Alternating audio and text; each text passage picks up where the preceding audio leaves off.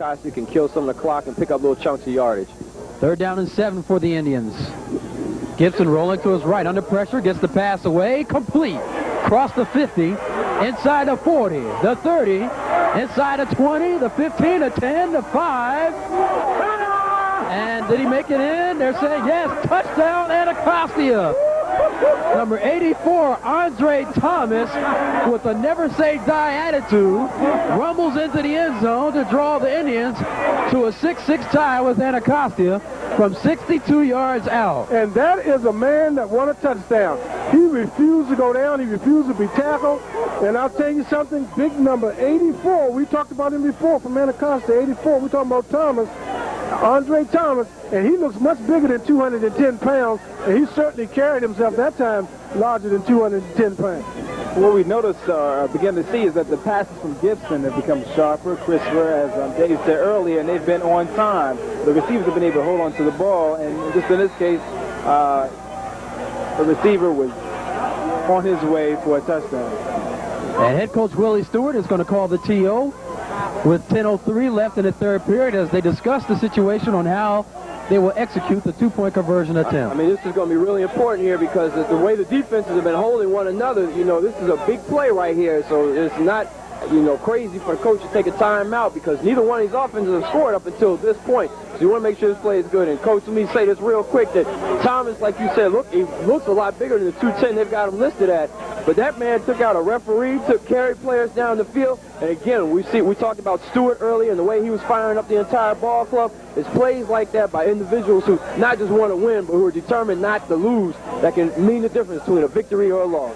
I'll tell you, that was a 62-yard play. It was 5 plays for 80 yards, and it only took 1 minute and 57 seconds for him to go 62 yards. And as David said, he took out the referee, other ball players, the power marker. He took up a little turf. I saw some dust coming up out of the astroturf, and he really wanted that touchdown, David. And I tell you, that's something to behold. As you said, this extra point really means something. This is for the lead right here. Gibson puts the ball on the ground to Langley. Langley trying to scoot inside. Did he make it? No signal yet. And they're saying no, he did not. And if I remember, Shelley, correct me if I'm wrong, there has never been no overtime in those city title games in the last few years, or has it? In the last few years, no. But I know it's been one, but I'm talking about since it's been playing up here on the stadium of Howard University. And the score will stand at 6-6 in favor of the Indians. So again, H.D. Woodson not going for the field goal on the last possession has gotten this ball game tied up by Anacostia.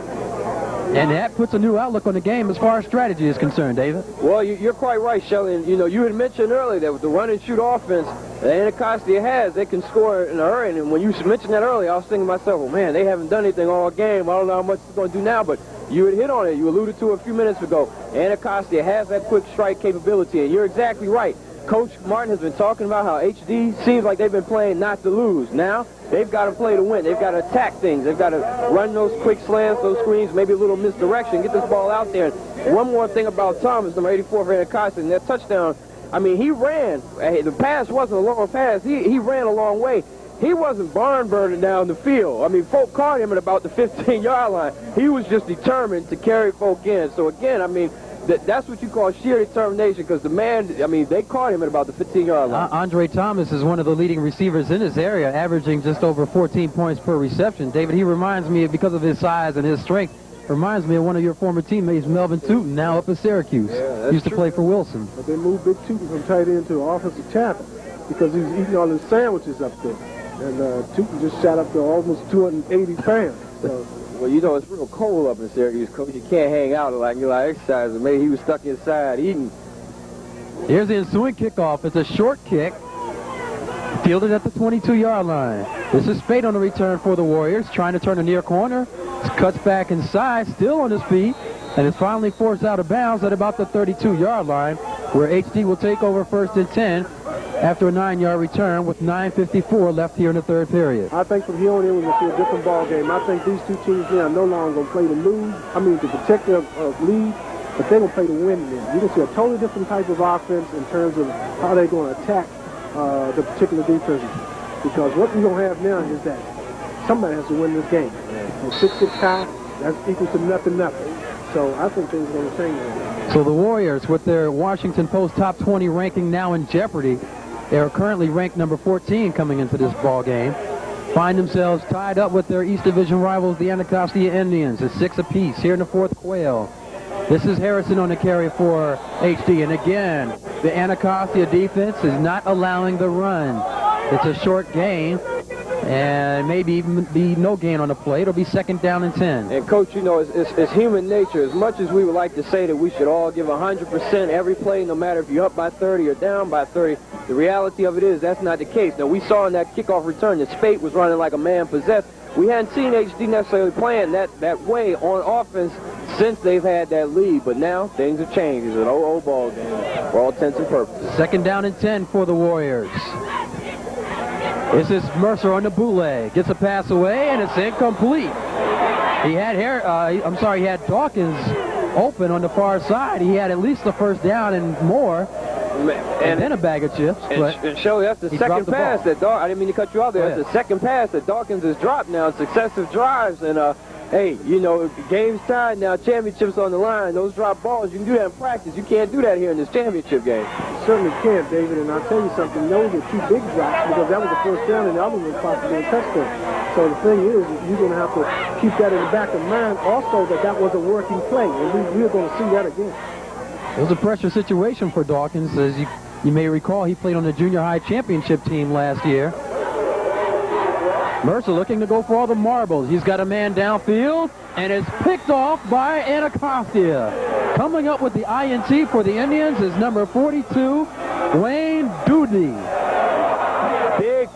Big play by Anacostia. You know, I was getting ready to say, Coach, you know, the way the defenses have been playing, it was almost like you're just waiting for a big defensive play to happen for the rest of this game because you've got players on both sides of the ball. Carter for HD, you've had Stewart and Johnson and Cropper for Anacostia making big plays, and even Reddick on the defense side for HD. The defenses have been dominating this game for all intents and purposes, and so it's almost like we're waiting to see which defensive team is either going to A, make a mistake first, or B, give up make a big play.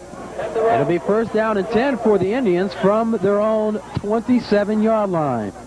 Clock is running, 8:53 left in regulation. This is Ricardo Gibson putting the ball on the ground to Langley. Langley is just jumped on, and I do mean jumped, after a gain of about a yard. Coach, defensive linemen on both sides of the ball, it looked like they've just been shooting gaps the entire game, and you would think by now that perhaps these offensive linemen would have been told by their coaches, look, hit a man head up. But these boys on both sides have been shooting gaps, and that's why we've seen so many running plays stuffed for no gain or for loss of yardage. Remember now, this is a championship game. Nobody gets tired in this game. Nobody's going to go home and lose it. So what you have to do is do what you have to do, and those defensive linemen certainly been playing. They're going to say Langley was caught in the backfield for a loss of about 2. It'll be 2nd down and 12. Gibson gets the ball away just before he's hit. Pass is complete to the far side, and I believe that was Thomas on the reception, but it's going to be a short gain. He may get back to the original line of scrimmage, and that's about it. It'll be 3rd down and long. Now remember now, when he caught that touchdown, that was the same play he caught. He just broke the tackle and went down the sideline on 62 yards. But the thing is, earlier in his second quarter, remember, he dropped the ball where he wasn't covered. And they try to cover him too shallow, and what's happening is he's coming down. He's too strong of a guy to get that ball like that and one person bring him down, which he has shown. 3rd down and 11 coming up for the Indians as they set up on the far hash mark. This is Gibson getting his pass away, looking for Stewart. Pass is incomplete, almost intercepted by the Warriors. Number 63 for HD, and that is Brian Johnson almost coming up with the INT. And if he had come up with that pick, David, he had nothing but some easy real estate in front of him. Boy, you're saying number the truth there, Shelley. And I think, you know, we've talked about earlier, Gibson's a young quarterback, and this is all going to be part of the maturity process.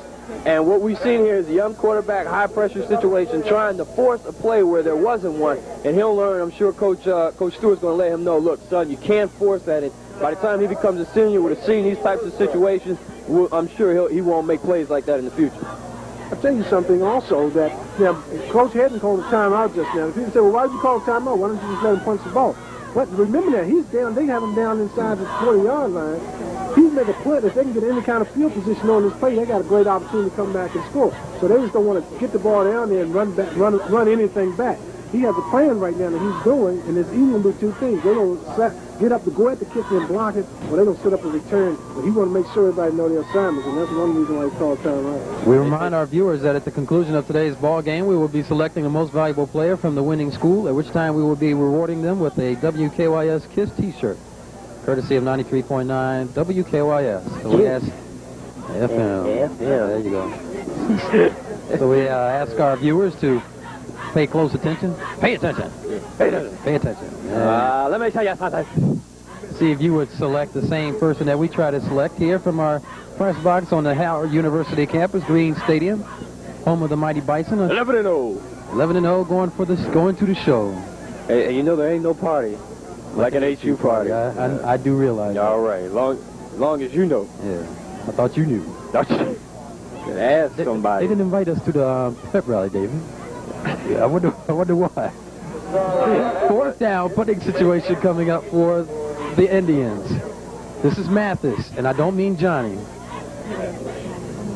Mathis gets his kick away, and let's see, it's going to take an HD bounce, and it rolls inside the 45, and it's going to be down by the Warriors at the 42-yard line. It's a punt of only 16 yards. It'll be first and 10. H.D. Woodson from the Anacostia 42-yard line. Man, coach, it's cold up in the booth, and my hands are starting to chill, but I'm getting excited up in here. We've got about 11 seconds left in this game, and the way these defenses are playing, and now the offenses are attacking as opposed to being kind of passive, there's no telling what's going to happen here at the end of this game. You got guys going both ways, both sides of the ball, giving it their all. We're going to see some big plays and some big hits, I'm sure, in this last 7 minutes of the game. First and 10 for the Warriors. This is Mercer from the